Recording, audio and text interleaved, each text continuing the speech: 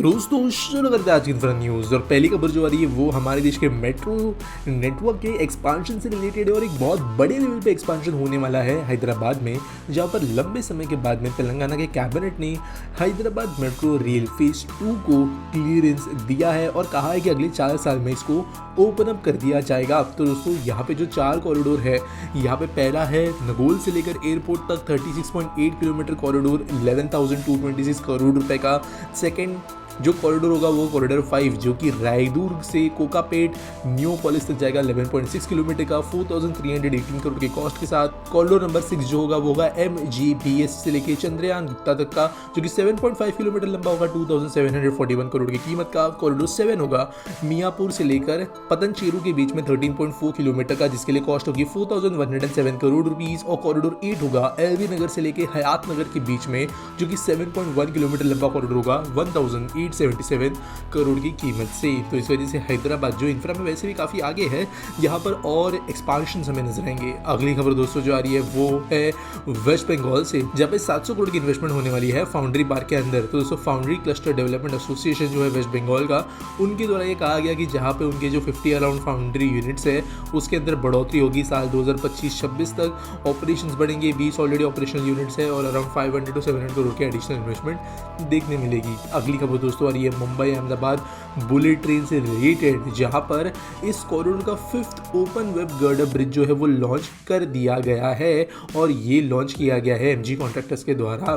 तो ये जो 60 मीटर का स्टील ब्रिज है, इसको धीरे धीरे ढकेलते हुए अपने पोजीशन में लगाया गया। बजवा छायापुरी लाइन जो है वेस्टर्न रेलवेज की, उसके ऊपर से इसको गुजारा गया। हाइड्रोलिक्स रोलर्स का यहाँ पे इस्तेमाल किया गया और 12.5 मीटर लंबा ब्रिज है, 14.3 मीटर चौड़ा है।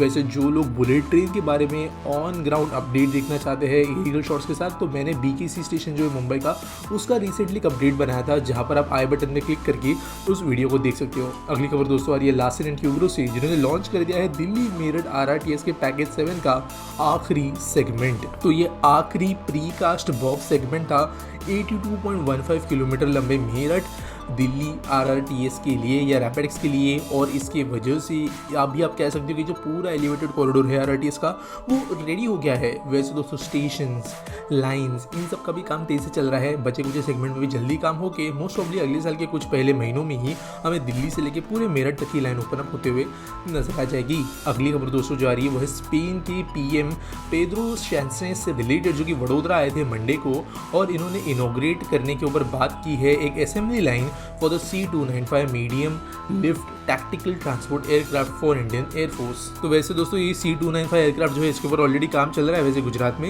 ये एक अलग मॉडल होगा। यहाँ पे पार्टनरशिप है टाटा एडवांस सिस्टम्स के साथ में, एयरबस डिफेंस के साथ में, और स्पेस एयरबस जो है एयरबस DS जिसके नाम से जाना जाता है उनके अंतर्गत। और वैसे इंडिया का एक गोल भी है कि कैंडम का एक प्लान है डिफेंस का कि 56 उनको C295 एयरक्राफ्ट जो है वो लेकर भी आने हैं लेगेसी एयरक्राफ्ट को रिप्लेस करने के लिए। अगली खबर दोस्तों आ रही उत्तराखंड से, जहाँ के CM के द्वारा फ्लैग ऑफ किए गए हैं न्यू बसेस जो कि BS6 मॉडल की है। तो इन्होंने जो है इन बसेस को अपने स्टेट ट्रांसपोर्ट डिपार्टमेंट के अंतर्गत लॉन्च किया। 130 टोटल नई बसेस आएगी और ऑब्वियसली इस वजह से पब्लिक ट्रांसपोर्टेशन स्टेट के अंतर्गत काफ़ी इंप्रूव होगा। आज के एसपीटी सवाल के बारे में बात करें तो स्लोरी पूछते हैं, boss why are city streets so unclean? It can't completely be a civic issue because there are very few trash cans available in our city streets compared to other countries. भाई जापान जो देश है ना, वहाँ पे अगर कभी घूमोगे ना तो आपको कचरे का डब्बा नज़र आएगा ही नहीं। कहीं पे भी चले जाओ आपको हार्डली कहीं पे कोने में जो है कचरे का डिब्बा नज़र आएगा, वो भी कोई बड़े बड़े नहीं होंगे। देश के अंदर मेनली कचरा का जो इशू है वो सिविक इशू है। अगर जब भीड़ भाड़ का इशू है तो मॉल भी गंदे होते हैं। मॉल में जो है झाड़ू मारने वाला आदमी 24 घंटे नहीं घूम रहा होता है।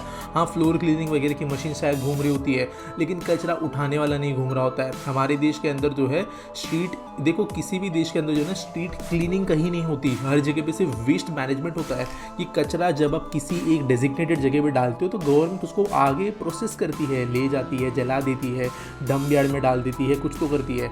सड़कों पे झाड़ू मारने का कॉन्सेप्ट जो है किसी भी क्लीन देश के अंदर है ही नहीं भारत को छोड़ के। हमारे यहाँ पे 100% जो मेजर प्रॉब्लम है साफ सफाई का वो सिविक इशू ही है।